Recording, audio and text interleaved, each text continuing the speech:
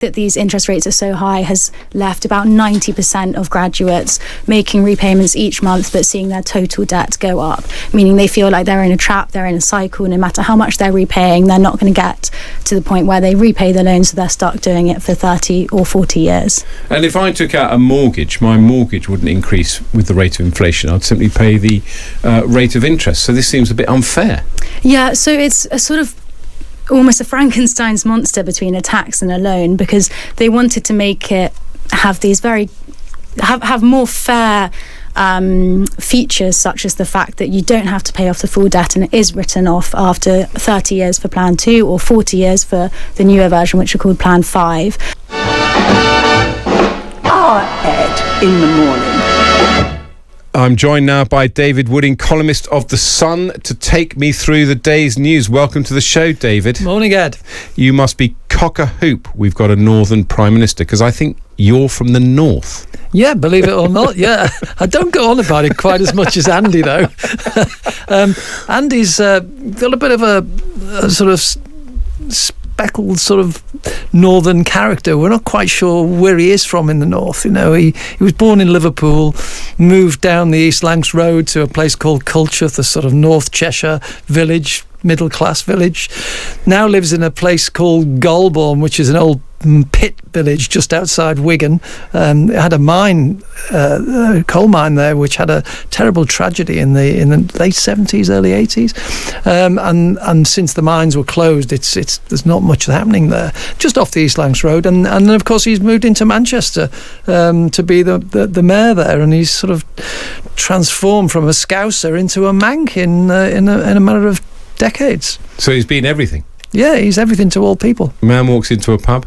Oh well, that was the original gag, wasn't it? Because he flip-flopped so much on policy as a Labour MP. I mean, he was a Blairite during the Blair years, and then suddenly was backing Jeremy Corbyn. And the old joke, which I wrote in a column back in September, was a Blairite, a Brownite and a Corbynista walk into a pub, and the landlord says, "Good evening, Mr. Burnham, what are you having to drink?" That's been copied, and your listeners have probably heard that a dozen times since. But the one I was thinking of more recently is a Scouser, a Manc, and a Wiganer. A woollyback. A woollyback, as we call them in Liverpool. A Scouser, a Manc and a woollyback walk into a bar. I think you'll know what the punchline is. Absolutely. Well, let's talk about Andy Burnham's first big political challenge, which is of course the early release of prisoners, which has been dominating the news all week. The Times reports today that members of an Asian grooming gang could still be eligible for release despite repeated assurances that sex offenders would not be. It's because of a legal loophole where offences committed before 2003 were charged as indecent assault. The Victims Commissioner Claire Waxman spoke about this to Stig Abel and Kate McCann on Times Radio Breakfast. Things are just not clear enough. They desperately need clarity. That's why I've been pushing government and the Ministry of Justice every day to say, when are we getting communication out to victims? Because victims need to know, is the offender in my case coming out? If so, when? And what's being done to safeguard me and my family and keep us safe? That's what's really critical and what's needed now. That was the Victims Commissioner speaking to Times Radio Breakfast, which you can hear every day from 6. David, I mean, this is a very difficult issue for the government, and obviously the two killers of PC Harper are the headlines. But one of the difficulties the government has, and I'm sort of being there's an element of sympathy here, is that with an early release scheme, it's whack-a-mole. If they manage somehow to keep the two killers in prison, there'll be another case like this grooming case, which will then emerge as the cause célèbre. Yes, and the problem Andy Burnham's got on top of that in the big picture is expectations. He came into number 10 with huge expectations. He's had a good start for the first 2 weeks. He's shown a bit of positivity. He's likeable. He's had some easy wins with some cheap but achievable policies. And then when he came out and said, when the release of these two killers was first made public, that he was going to pause the process. Everybody assumed he was going to do something, and we all sort of knew he wasn't really going to do anything, those of us who know how the system works. And by pausing it, he raised expectations that he was going to do something. And when, in fact, he came back and said, I'd like to do more, but I can't, people say, well, you're the Prime Minister, there's nobody more powerful than you, why can't you stop it? And people don't understand the process of it all and just see, well, he said he was going to do something, he's just like the rest of them. Well, that's right, and also if you move kind of halfway, so he said that rapists couldn't be released early, members of grooming gang couldn't be released early, and paedophiles couldn't be released early, and then you say, well, PC Harper's killers, we can't do anything about it. The public say, well, how does that stack up? You have done something about it. What's the difference? Yeah, and he's caught here. I mean, now you've got a petition, 400,000 it was this morning? Yeah, somebody texted in, it's up to 467,000 apparently. And of course the Thames Valley Police Federation, backed it seems by the Chief Constable, are talking about a judicial review. So he doesn't want to go to war with the police over the release of 2 prisoners. So it's very difficult for him. So he'll be sitting on his sunbed wherever he is, Cleethorpes or perhaps even perhaps on the banks of the Irwell in Manchester. These are all places I've never heard of. Wigan Pier. He'll be at Wigan Pier. I mean, do you think it's a problem that he's on holiday while all this is going on? I do. Look, recess is a quiet spell, and Prime Ministers do deserve to have a break. And I know that Andy Burnham has spent the last couple of years really wanting to become Prime Minister and has been putting a lot of effort into that. But what the general public see is that, hang on a minute, he's only been Prime Minister for 2 weeks. Why does he need a break already? And it probably looks bad rather than is bad. Yeah, I'm in favour of Prime Ministers having holidays, and I just look. I mean, I don't have any skin in the Andy Burnham game, so I'll see how it plays out. But let's talk about Ed Miliband. He's back in London because he's been in Washington to talk to the US Secretary of State Marco Rubio. They met for about 90 minutes. The Foreign Secretary was asked whether his past criticism of Donald Trump, he called him a racist and a misogynist, he was asked whether that came up. This is what he said. No, and in fact they didn't come up today. We had a very productive 90-minute conversation in which we talked about Iran, but about how we can stand shoulder to shoulder with Ukraine against Russian aggression, about how we can work towards relieving the terrible suffering we're seeing in Gaza and have a 2-state solution for security of the Israeli and Palestinian people. And we talked about a range of other issues. During the meeting, Rubio also pushed Miliband on defence spending after Andy Burnham stopped short of committing to spending 3% of GDP by 2030. I mean, I didn't anticipate, David, that Ed Miliband would have many problems going to Washington. It's the same narrative as the previous Foreign Secretary and the previous Foreign Secretary before that faced. Yeah, absolutely. They're all this Labour government are going to be haunted, whoever they put in there, by their previous words. And yeah, it was quite an interesting bit of video clip, that, when you saw the two of them come on with all the American journalists shouting questions out at them. But the bit I found most funny in the Times this morning was Chris Wright, the Energy Secretary, saying that they called Ed Miliband Ed Milliwatt because of his policies on energy. Yeah, that is his terrible nickname. I mean, Miliband, of course, one of his real problems was that he was one of the people who advocated with Keir Starmer that we shouldn't get involved in the Iran war, and now it's going to be interesting to see how he plays the whole Strait of Hormuz issue, which is the biggest issue for Donald Trump. Absolutely, and that, I think it was more than that, Ed, wasn't it? It was a case of he was actually almost holding Keir Starmer over a barrel on that issue. He was the one who was leading the charge to not to get involved. So the Americans will be well aware of that. And as you say, the Strait of Hormuz is perhaps the single biggest issue. Not only is it security, but it's oil prices, energy prices, everything is resting on that at the moment, the whole economy of the West. Yeah, and I think Andy Burnham has actually got into Donald Trump's good books because he's clearly indicated that he's going to go back on the North Sea oil issue. Yeah, and Donald Trump is a bit like the British electorate. He's been wooed by Andy Burnham by his likability, and maybe that's a positive thing, isn't it? He's like the British public. He spoke to him, he says, "Yeah, I like Andy Burnham. He's a nice bloke. He's positive. He brings us a bit of hope." I mean, well, let's see when Andy Burnham gets himself out to Washington. We'll wait and see when that happens. Wonder how he'll dress. Will he dress in his black T-shirt and risk a Vladimir? No, he'll wear a shirt and a red tie. A long red tie. Yeah. I wonder what David Miliband thought about Ed Miliband's visit.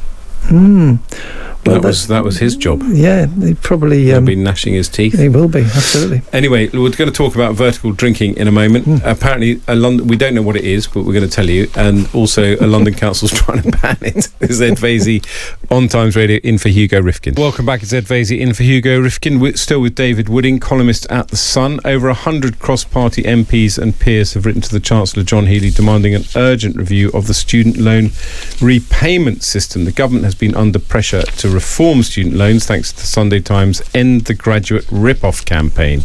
And Mary Down, a money reporter for the Times and Sunday Times, joins me now. Welcome to the show, Mary. Thanks for having me on, Ed. So these Plan 2 student loans, the Education Secretary called them egregious last week. Why? So she called them egregious because the interest rate on these loans is set at the retail prices index plus up to 3 additional percentage points, which increases the more you earn. So kind of counteractive to how normal commercial loans would work, where you're a more reliable repayer, so you get a more competitive interest rate. The fact that these interest rates are so high has left about 90% of graduates making repayments each month but seeing their total debt go up, meaning they feel like they're in a trap, they're in a cycle. No matter how much they're repaying, they're not going to get to the point where they repay the loan, so they're stuck doing it for 30 or 40 years. And if I took out a mortgage, my mortgage wouldn't increase with the rate of inflation. I'd simply pay the rate of interest. So this seems a bit unfair. Yeah, so it's a sort of almost a Frankenstein's monster between a tax and a loan, because they wanted to make it have these have more fair features, such as the fact that you don't have to pay off the full debt and it is written off after 30 years for Plan 2 or 40 years for the newer version, which are called Plan 5. But kind of in exchange for that, there are lots of parts of it which a commercial company would never get away with. And actually, there was a cross-party inquiry into the loans earlier this year, which found that if it was a private company acting in this way, it would amount to a mis-selling. Oh, really? Yeah, so that was sort of off the back of our campaigning. The Treasury Select Committee did an inquiry. They found materials from the Department for Education, which said that kind of telling 17 and 18-year-olds that they'll never really feel the repayments. It will feel like a cinema ticket or, a night out. But in reality, a lot of the graduates now are in their 30s. They're getting on in their career, making more decent salaries, which means they're paying £300-400 a month on these loans, which is definitely more than a cinema ticket. So who was involved in this letter to the Chancellor? I mean, it was cross-party. I saw a lot of Tory MPs being quoted. Yeah, exactly. So it was organised by a campaign group called Rethink Repayment, which is led by Oliver Gardner, and he basically has gathered 121 MPs and peers together to show this cross-party support. It's sponsored by Laura Trotz, the Shadow Education Secretary, as well as 2 Labour MPs, a Liberal Democrat and another Conservative MP as well. So there's really cross-party support, and I think that that's a big thing about student loans, is that every party's been involved in the creation of this system. So there's almost an urge to work together to fix the mess that everyone caused. Even together. Nick Clegg said he would man the barricades now. I'm not sure whether we should believe him, given the last U-turn he did on student loans. Is there an answer to this? Has Lucy Powell made it a priority, the Education Secretary? Yeah, so Lucy Powell said last week that it was at the top of her in tray. It's a very difficult thing to come up with solutions for, simply because of the fact that it's changed so much. We've got 5 different loan plans across the UK. Crazy. Yeah, it's, there's so many students involved, graduates involved, yet there's so many different terms that it's hard to make one cohesive fix. I think really we need a whole reform of the entire system. And also you've got to look after the people who have been, as it were, paying their debts. Absolutely. If you're going to change it for future students. Absolutely. And I think a lot of the things that the Treasury Select Committee recommended were for future students. They said that the government need to hold themselves to regulations that they would face as a private company. That's going to really help for the future. But for those graduates in the sort of 10, 15 years of these massive debts with changing loan terms, I don't think that that's really enough at the moment to ease their concerns. It's another thing, David, in Andy Burnham's in-trades. It's not enough to be touchy-feely. This is a very, very real issue that needs a solution, which is likely to cost money. Yeah, I think this is what will be dominating his in-trade during the summer, along with many other issues, because what he's given us so far have amounted to a few sweeties, little easy wins to show he's doing things. But there's still these big things like defence and as you rightly say, the student loans and everything else, the national debt, and there's so many issues that he's got to deal with.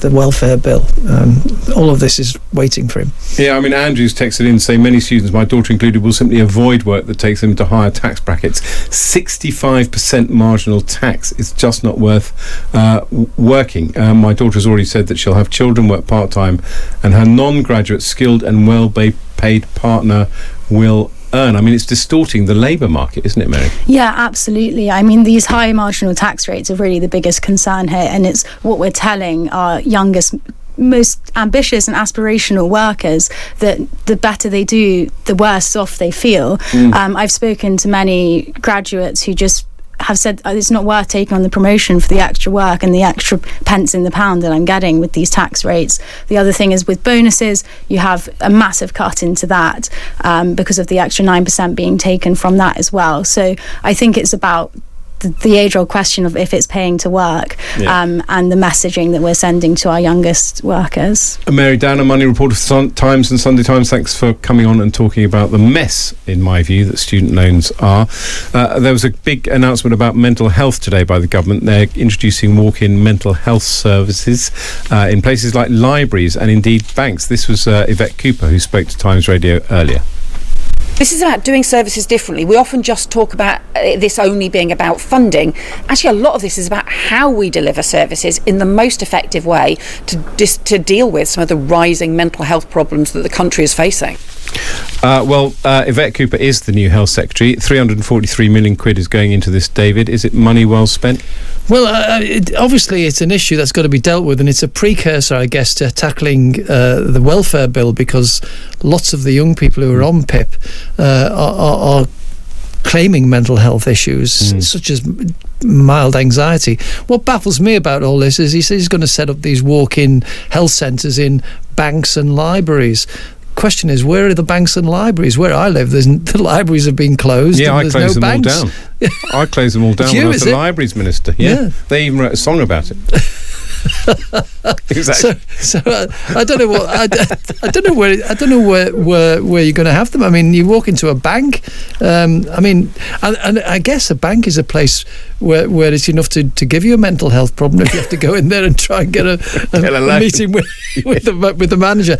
And the other thing, if somebody's having a crisis in their mental health, talking seriously on this issue, and they go into a library, what could be going on? The library could have a toddler's play group going on where they're reading them stories. The Gruffalo or something. I get what the government's trying to do. I mean, I guess the thing that drives me mad is none of it's joined up, because I think the last Tory government introduced these kind of community health centres, this idea of kind of second tier A&E, if you like, minor injuries units that you could find on High Street. Again, a very sensible idea, but I'd just like to see a joined up strategy that brings it all together. I mean, I would like to have a local health centre down near the end of my road where I could just walk in and cover a range of complaints without going to A&E. That seems extremely sensible. Well, we'll see how this works out, but we've got to talk about a really important issue here, which David has first-hand experience about. Westminster Council is considering a ban on so-called vertical drinking and enforcing table service ordering in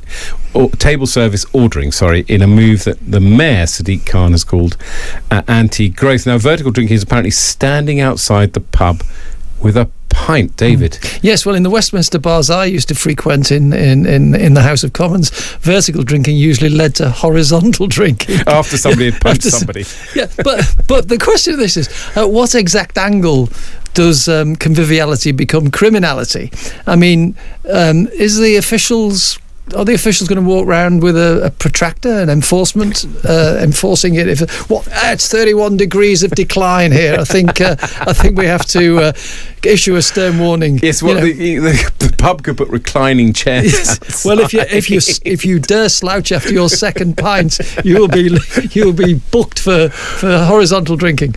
I mean, it's interesting. Sadiq Khan has already kind of sounded off about Soho residents complaining about kind of drinking, and he's become sort of quite robust, and people see it as a sort of strategy for his kind of mayoral campaign, that he can take on sort of Tory style residents associations. But it does seem unfair of Westminster Council, because when you go around London in the summer, and indeed any major urban centre, you'll see a lot of people drink outside, and it's perfectly nice and convivial. I don't see what people object to. In fact, I think it's rather nice sight. And even in empty pubs, people go up and stand against a bar, don't they? That's part of it. I mean, pubs have survived the plagues, the smoking ban, wars, even karaoke, and yet this is the one which is now threatening the old style of standing up.